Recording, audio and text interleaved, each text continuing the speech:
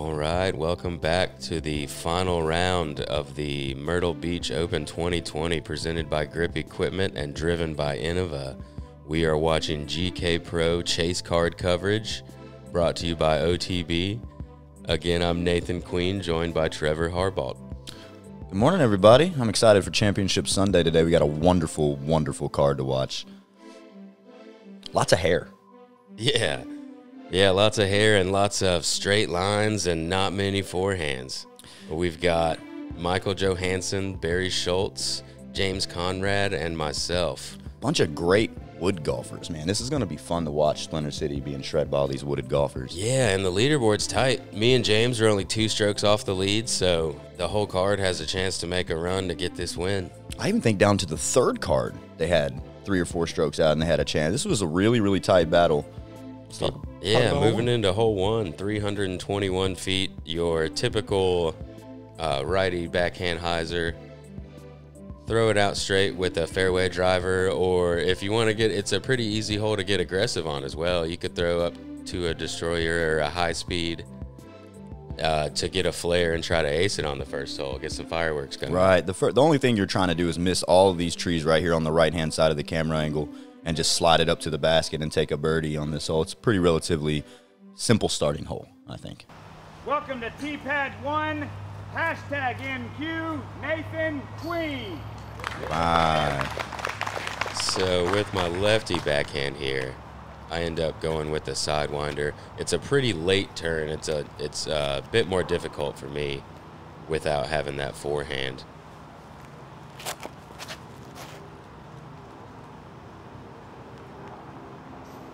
Oh, yeah.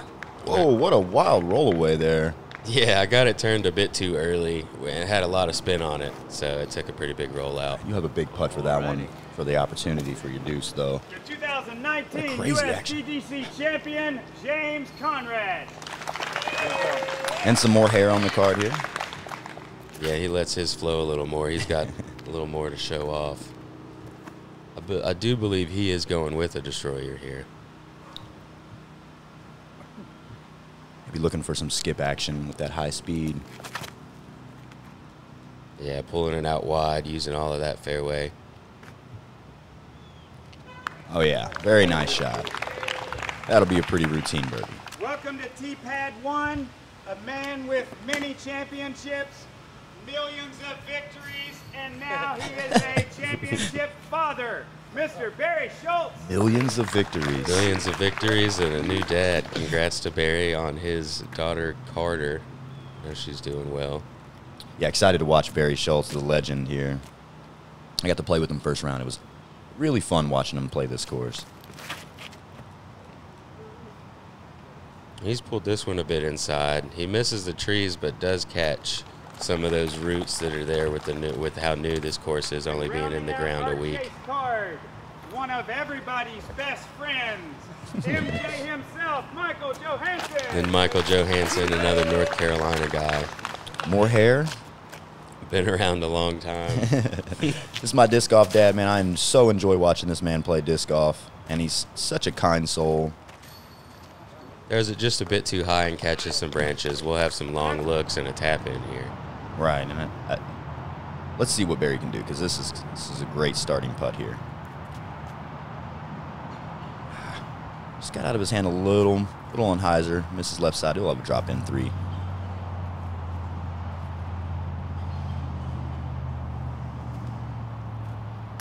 Oh, he knew it halfway. Yeah, no doubt. I called that one. I was talking to James before that putt, and before he even set his mini down, I was like, oh, he's got this. That was a great starting putt for the round for MJ. Got a little tree to contend with here. Yeah, I'm about 38. The tree is definitely within the chain links in my vision, and just had me a little nervous about hitting it, and I didn't get enough on it. Yeah, it's a great start from James there, dropping in an easy 2. Yeah, anytime you don't have to putt on the first hole, it kind of gets you started. As in, all right, I've already got a birdie, and I haven't had to do anything nervous yet. Right, so. right. That one went in. Now I'll just try to get the next one. Let's move on. Yeah, it always feels good to get the first birdie it sets the pace for yourself right out the gate. Yeah, hole 2 here. Moving on to a shorter par 4, but a very specific landing zone off of the tee. You have to throw about 260 to 280 to land in this part of the fairway. You're not going to see many people try to bend the corner right, just because it is such a straight shot or such a specific spot to control your distance. And then the second shot's going to be about the same distance around the corner up to the basket that has a few trees on the green. I've seen a lot of sidearms to try to go around the corner and get a little bit more down the fairway, but with this card, I think we're going to see 4 backhands. I would imagine that's going to be most tees. James pulls this just a bit inside and does catch early. Most likely going to be a pitch out from in there. That's a hard place to be right there. I feel like we've seen this banger a few times. Yep, here's this purple banger we were talking about the first round. And he's also gone just a bit inside, but far enough that he should have a way to reach around if he wants to get aggressive. You throwing a mid-range here? Yeah, this is my Star Rancho rock. Pretty stable, but it's got enough glide to push forward. This is looking really good. Oh, yeah. Yeah, and it pushes just a bit further than you want. I can't see the basket from there, but it's better than being early like I was the first round. Yeah, I was in that same position the first round, and it's hard to see where you want to throw from that position. It's like Barry's with the AVR. This is looking just a bit left. Gets some stoppage and doesn't get into the thick part of the rough. Yeah, I'm not sure if he'll be able to see the basket from there. He might have pushed a little further or far enough to see the basket, but yeah, and this is one of the hardest shots you got to do here. He didn't really get to move forward towards the basket at all there. That was just pitching out solely for position, and that's a tough thing to do. Oh, this looks good. Oh, yeah. We couldn't see the finish of that. We just saw... Yeah. What a great shot, though. Yeah, we just saw the throw, and we were just watching Barry's face, and we got the fist pump at the end. That was cool to watch. Oh, this needs to pan a little bit. Yeah, MJ is able to stretch around. He gives himself a pretty tough look. Those trees around the basket are on that side guard it pretty well. And going back to James's second shot here, taking your medicine sometimes is the worst feeling in the world, but when you get your par after laying up, it's the best feeling in the world that you knew you made the right decision. Yeah, and he was telling this to push, and it got a pretty good skip forward, so he's inside the circle. Got a tree to deal with a little bit. Looks like you're just a tad pinched off, but... yeah, going with a star stud. Hit it. Turned over just a bit too much, but I do stay just inside the circle. Nice. It's a great shot from where you were there with the lefty turnover. With a stud. That's not a disc I hear very often. Only when I'm around. Oh, man. That's a hard little gap to get Yeah, MJ with the hero gap. Not quite able to get it. I actually hit a step putt through the same gap for a 3 yesterday. Nice. Or today. I think this was about 10 paces out, so 30, 31 feet. Nice putt. Yeah, just hangs on right side. That's a pretty nervous first putt. I didn't really the one outside the circle on the first hole had that tree in the way and wasn't quite a typical putt, so that felt more like a first putt to me. It felt good to get that in.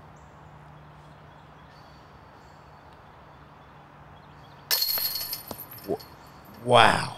And that looked like it was all the way in the basket. Yeah, it hit just a bit left side. It's one you really do want to see stick. Unfortunately, that'll be James's bogey, though. A great 3. Yeah, great birdie out of Barry. A little out of position off of the tee. And able to throw a really tight flex shot without being around that corner to start. Unfortunate spit out there on James to have to take the bogey after a great recovery shot. And here we are on hole 3. Great par 3, 330 feet. You'll mostly see mid-ranges or fairway drivers through this right gap. Just kind of a hyzer stand-up for the righty or lefty backhand, and just kind of let it drift down here. Fairly simple once you make that gap, but it's an intimidating gap to hit, and you got to make sure you get your speed right. Yeah, and the newness of the course, the greens are a little harder. They're not grassy. They don't catch very well. So if you skip at all over there, you could skip longer and go into the rough and have a weird putt coming out of the rough.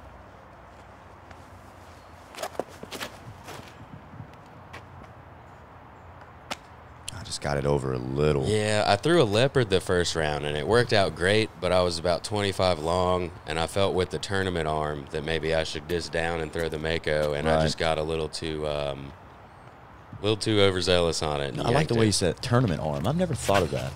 Because sometimes I throw my zones 25, 30 feet too long, and I'm like, oh, what is this about? Yeah. This is a great-looking shot here by Barry. Yeah, Barry missing a bit inside, but the right kind of miss and gets sneaky on up there. Now this is Michael Joe throwing a mantis.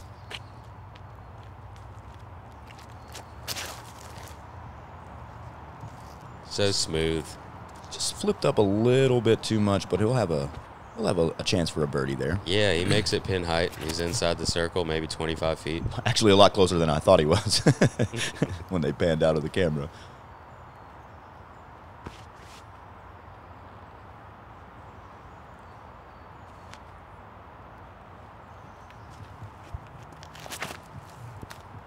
Oh, this looks tasty. Yeah, this looks like a T-bird maybe out of James. Oh, great action hitting that little piece of wood right there and stopping himself and parking the hole. Luckily, I kicked far enough over to be somewhere in the open, and I wasn't inside of all that thick. I had a pretty tight line to hit. Were you in hole 2's fairway? I don't think so. I was kind of in between some land, in between two. Oh, okay. There's like a little pathway. That's crazy. Worked out though. I got up there. I'll have a par putt. Bang. Yeah, Barry taking advantage of that, splitting that early gap, sliding up there, and great putt from the edge of the circle. And that's what he does, man. He just hits big putts. As well as MJ. That one tried to sneak out the back. Yeah, it really tried to come out the back. But a great putt there for the birdie as well. I'll be missing out on the star frame, it seems like. And the funny thing, I was the only one to miss out on the star frame this round as well. But I'm happy with the 3 from where my drive went. For sure. For sure.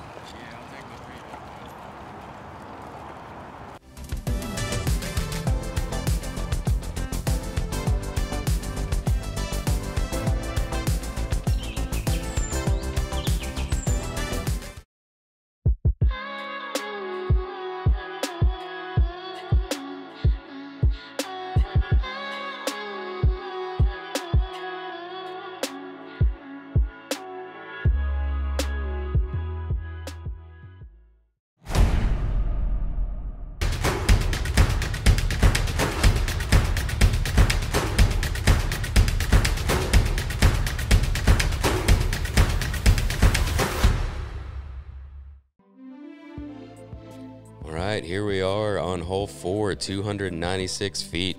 Very intimidating, low ceiling. It's not a super tight gap, but it is pretty small, and the low ceiling just makes it seem so much smaller. You want to hit it with the righty backhand with just a slight ante and just let it hold that line the whole time. Or for me, I'll be throwing my star stud again, just kind of on that hyzer. Yeah, I think ending up over the right, you have a good opportunity for a putt. So as a righty backhand, you do want to get it over a little bit. And the thing I noticed here is if you get through the first gap, you just got to miss a couple of the trees, and that's the exact line. The disc was on the perfect angle for the shot, but he had it just a bit too left and hit that pole there. I played this course like 5 times in practice and in tournament, and I never noticed that was a telephone pole. Rough kick there. Yeah, MJ just turned. It started to turn, but just a bit too late. James looks like he's got a rock, DX rock in his hand.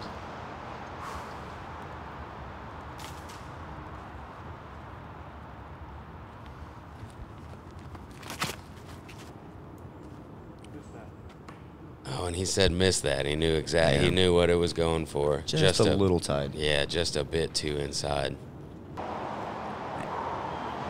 This is your star stud again, huh? Yeah, same green star stud. This is the first time I hit this gap. I was happy to finally hit the way you want to throw the shot. Great shot. And we're going to have one birdie opportunity and a couple scramble opportunities here. See how Barry takes this one. Yeah, it looks like he's got a pretty tough hyzer stand-up here. And does it great. Able to miss all of those trees and get up to about 20 feet. And I think what makes these players good players in the woods is they do have amazing scramble opportunity. They very good at scramble shots, just like this. Yeah, able to hit any gap that they're presented with. You know, they've got so many different angles that you can use to get the disc out of your hand and still get it to finish how they want to.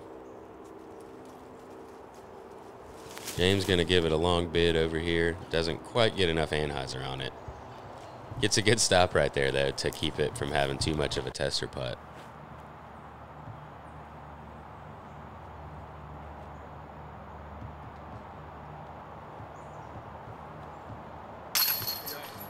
A great save there from Barry. We had, yeah, there was a couple guys in the back that were moving around watching lead card, and they realized what was going on and stopped for us, so that was great of them. But the guy that was moving originally has that bright yellow shirt on, so it was definitely needed to wait for him to stop. And that was a great birdie putt there, man. The drive was solid. The putt was good. That's the exact way you want to play this hole. James able to clean up the par as well. And I love the starting 4 or 5 holes on this course. You feel like you can get every one of them, but you also feel like you can bogey every one of them. So yeah, especially this par 5 right here. This is probably one of the toughest holes on the course. 818 feet, par 4. It's so hard to land in the middle of the fairway just because the fairway is this road. As soon as you hit this road with any type of stability, you flare off to the sides and you don't have great footing, or you end up in the woods where you can't really move forward at all. Ideally, if you can flex your shot to either land on the right side and skip towards the road, or land on the left side and skip towards the road, that's going to be your best play to be able to have a clean shot towards the basket. Right. And good call. This is playing the hardest today on round 3. So we'll see how all these guys attack this hole. I'm going with a really beat-in Star Wraith. Let go way late. Kick right. Was asking for some luck, and I didn't get it. It's going to be a tough little spot, but I think from there, if you have a good second shot, you can save your par. Yeah, definitely possible to save par from there. It feels like on this hole, it's hard to save par from there, but you can actually, if you don't go too deep, you can finagle your par. Very going to be going with a pretty stable flex shot here. And I like this play. It's a great play. Doesn't quite get enough over on it. Just needed a little bit more over. I watched Corey Ellis throw the same shot, and it flipped over perfectly and slid down the road probably 100 feet. And like I was saying, though, that never hit anything. It was clean, but he's not going to have a good look for a birdie. Right. Comes a crank out of MJ, just looking nice. And it hyzers just a bit too much. Same thing as first round for MJ. Yeah. He got over. Just the edge got a little bit too much from what he wanted and skipped over to the left side in the rough. Full send? Of course. Is there any other way?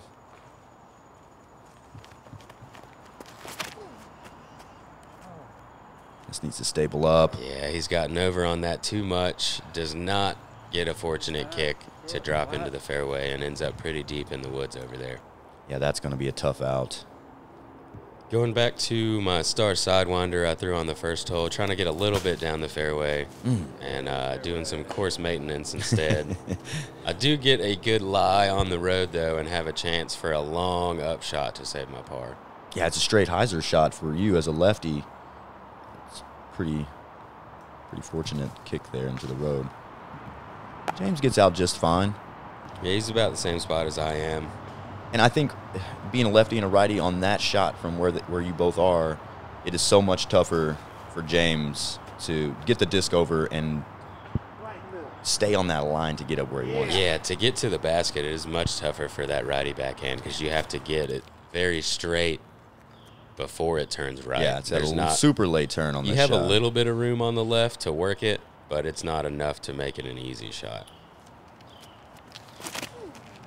But you got to love the footing. Yeah, and he didn't quite use that room on the left. I think he had enough power on it. Unfortunately, it looks like a bogey here for James. And I still haven't really felt settled in yet during the round, so I've pulled out a Wraith and just don't quite do it right. Yeah, it just gets over a little bit, and you push it a little too straight. That tournament arm, I guess, is what you were just talking about. Yeah, you can see me there. I know that's bogey bound right there. Trying to soak it in real quick and get over it. Yeah, yeah. When you are in that position, sometimes it's just best to just say, okay, I got to move on after this. Don't let it get to you. Because sometimes bogeys can get to you mentally, and it just look at Barry standing right in the water. I love it. Yeah, he said he was floating. He asked us if we could give him the spot there. We're like, sure, why not? Yeah, right. That's awesome. But yeah, him and MJ both got up shots over to that area. Once you don't have good footing, there is that area off to the left of the road that's a good layup zone to have this easy shot up there.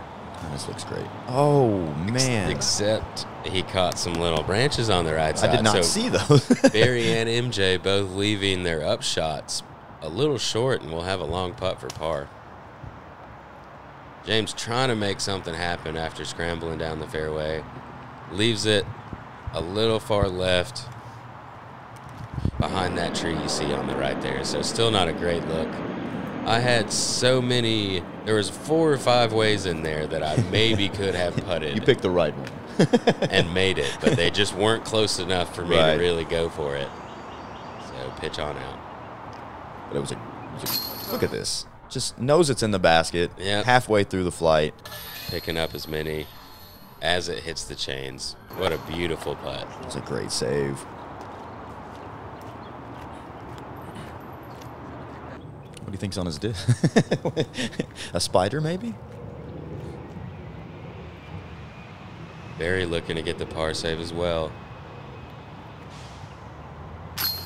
Yeah, great putt from outside the circle. Very big putts. That was a huge putt to save the par there. Yeah, I've played with Barry a lot over the last 3 or 4 years, and that's what I'm used to seeing out of him. Big putts. This would be a huge one here.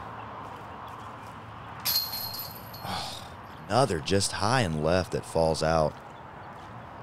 Yeah, that was for bogey for James there, so he'll be tapping in his 6. It can happen on this hole if you stay in the off the fairway there on the right side. Yeah, and I'll be taking a 5, giving back that birdie I got on the last hole. But we're moving into a pretty good birdie hole here, 243 feet. I think it would favor the lefty backhand here,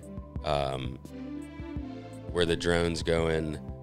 You kind of fly off to this left side right here with the lefty backhand and then hyzer back towards the basket. Just to the right of the tree we passed is a straight gap, which we probably will see on this card with the righty backhand. Yeah, Michael Joe went right up the middle first round and almost dialed this one in for an ace.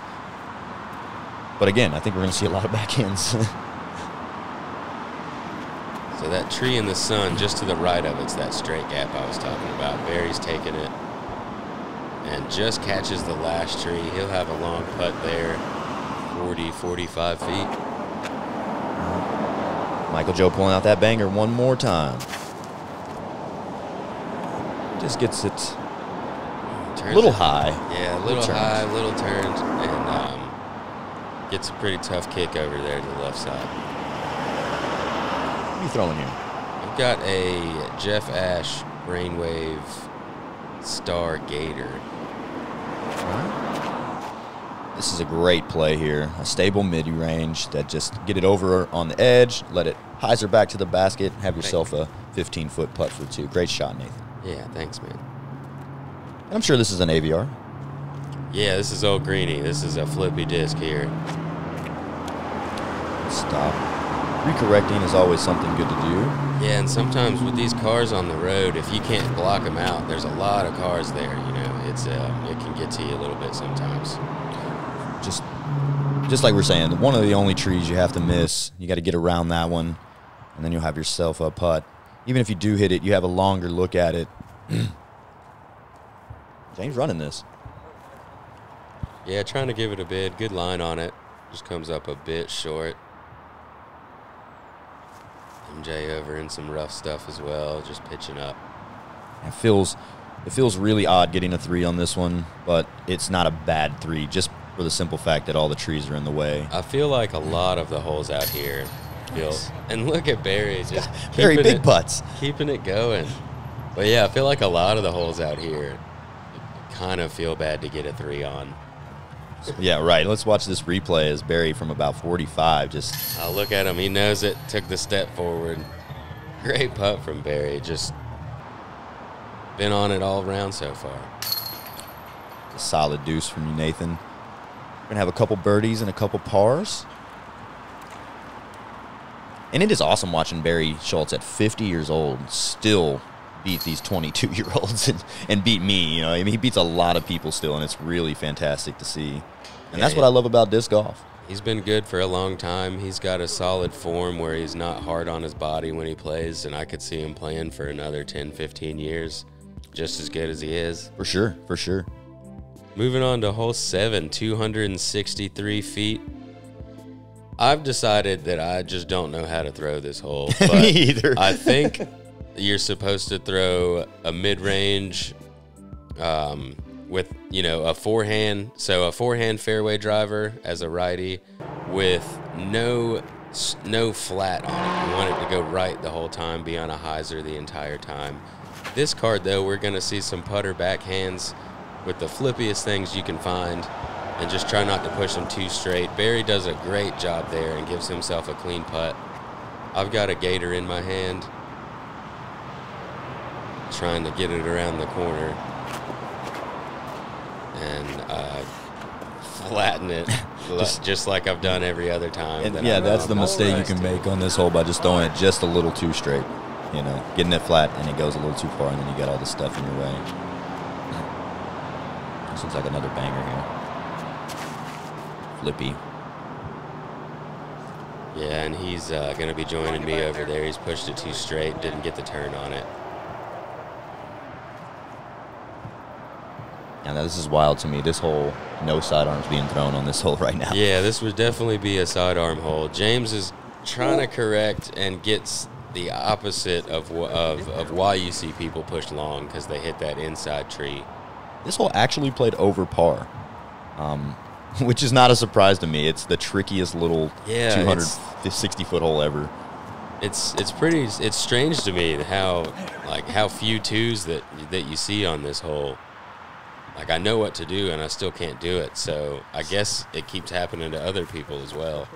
Yeah, it's just a deceiving hole. Like, I feel like you need to get a little bit of push on it, but when you do get the push, you go right behind the basket, and you have no putt through all this shul here.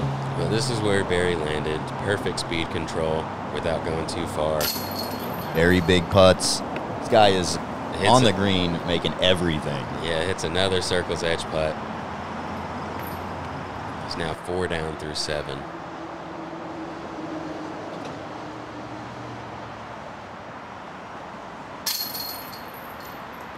James saving the par there after giving it a long run. James is a little bit on the struggle bus today, but I'm sure he'll pick it back up. And MJ and I will just be tapping in our pars after tossing around the corner. Exciting stuff there. Yeah, super exciting pars. I never even came close to birdie in that hole. So moving on to hole 8. Another par 3, 320 feet. You're going to want to push it straight until you get to this light pole you see up here, and then let it fade off to the left. Yeah, you can throw a fairway or a mid-range as long as it's stable enough after it gets through the first gap to just fade a little bit right to the basket. Yeah, you need it to fade pretty quickly after that light pole, or else you'll push into those 2 trees on the right you saw over there. Yeah, I think right after the pole, you want to start fading really quick. So it's a touchy shot. Barry getting it out there, splitting the tree in the light pole, and works out great. He's about 20, 25 feet. Just in his range. But I feel like everything's in his range right now. So the high left gap you see, I tried the first round. I keep throwing it wrong. I didn't practice it enough, so I'm trying to leopard here. I throw it how I want to. It's looking pretty good. However, did they hit the telephone pole? It's not. It did. Damn. Caught the telephone pole. That was looking so pure, too. Like you had it on the perfect line.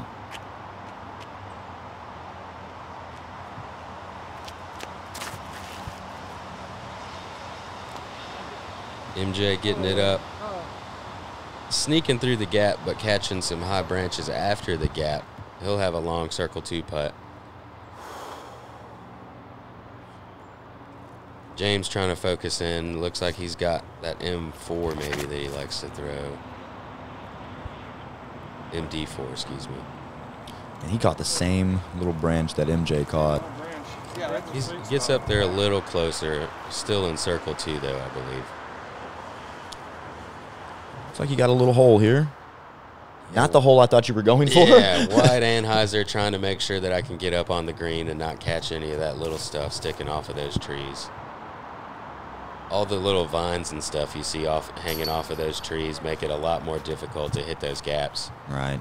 I don't think MJ got his ringer over as much as he wanted. It's a stable putter, so it came out really quick at the end there. Hit the left side to fall out. Drop in. Hard. James for the long birdie. Just a bit low.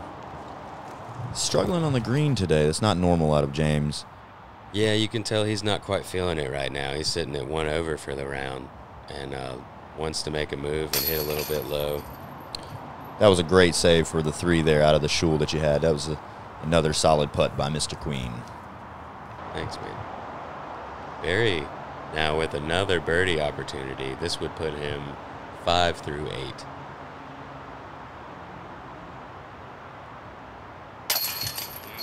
Barry's come to play. Another solid putt. This man is on the green, showing us how to do it. Yeah, I think that's the closest putt that he's had, so it's not – he hasn't made it easy on himself, but he is making all of them. Yeah, he's on fire today. Love to see it.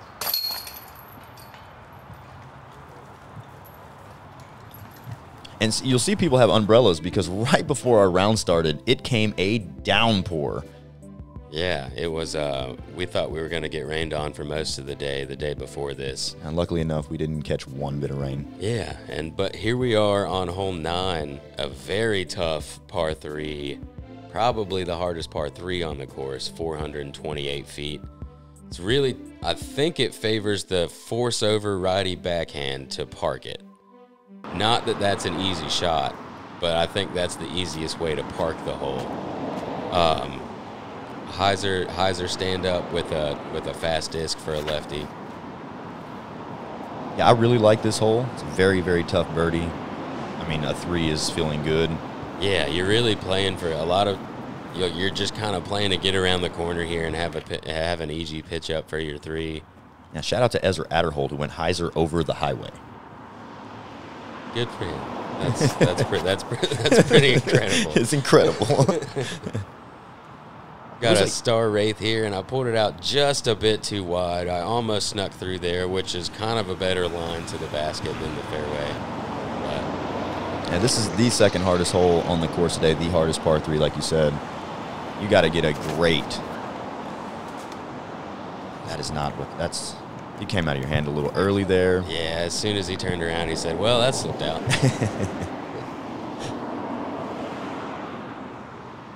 And this is a Thunderbird out of James here, going with that force over flex I was talking about. He's got it a bit low. He thought it was going to be about 50 feet short, but comes back just enough to skip and bounce, and he's only about 15 feet. That was an amazing shot there. Yeah, great shot from James there. This is a...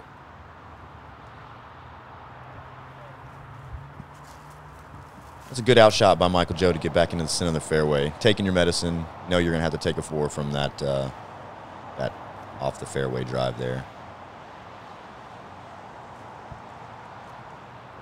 This man's skills throwing the disc on a touch shot is incredible.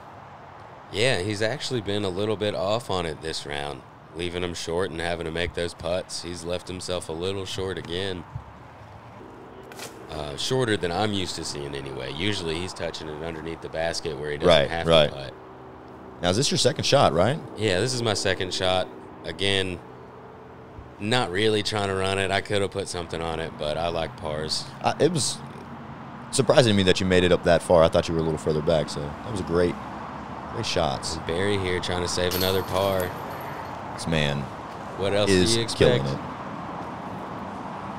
Just draining all of them. So fun to watch. Yeah, Barry big putts. Love it.